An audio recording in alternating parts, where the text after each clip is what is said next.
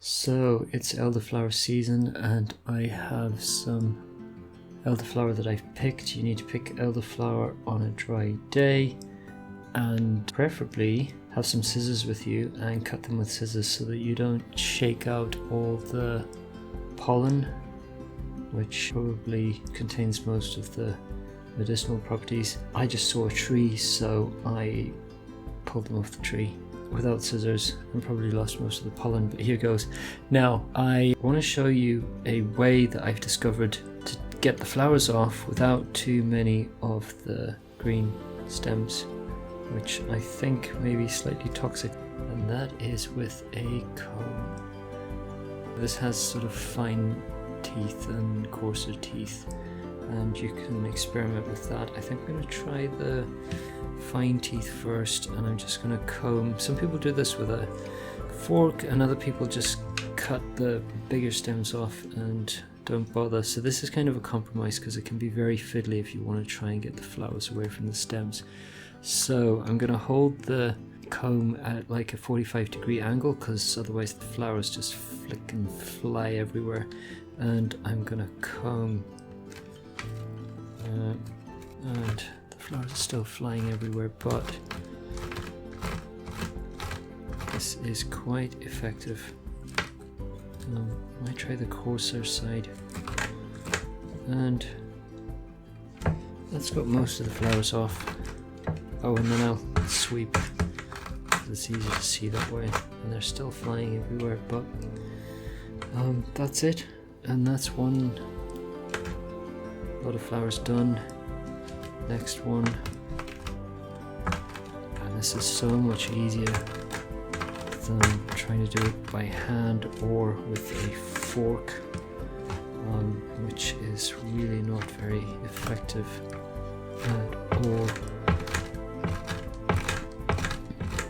Pick elderflower on a dry day.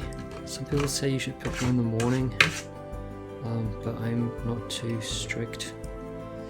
And I have a bowl here that I'm going to stick the stems in, and I have very few little stems laying about here, and they're actually quite easy to pick out. So here I'll do the rest. I might do it this way. Separate the little flower heads.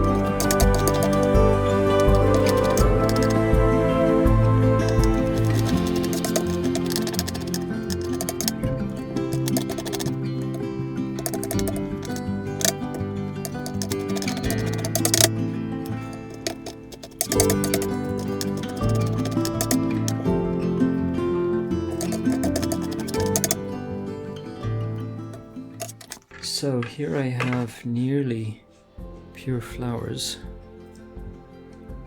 I'm just being super perfectionistic here.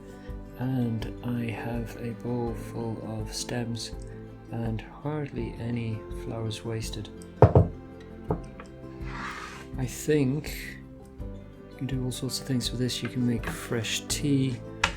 I am going to make a tincture, and I probably should have collected more flowers, but I'm going to use these anyway and experiment with making a tincture. And I have alcohol, so I'll show you that in a new video. If you're watching this on YouTube, like, share, subscribe, click the bell button. There are going to be lots of health and well-being videos, and join the New Life Heal Up and Thrive Facebook group, where you will get access to a health and wellbeing masterclass. There's a My Body Soul health and wellbeing starter course as well, which you might be interested in. Lots of cool stuff in foraging and diet and lifestyle, mental health and other things. So I'll see you in another video soon. Bye.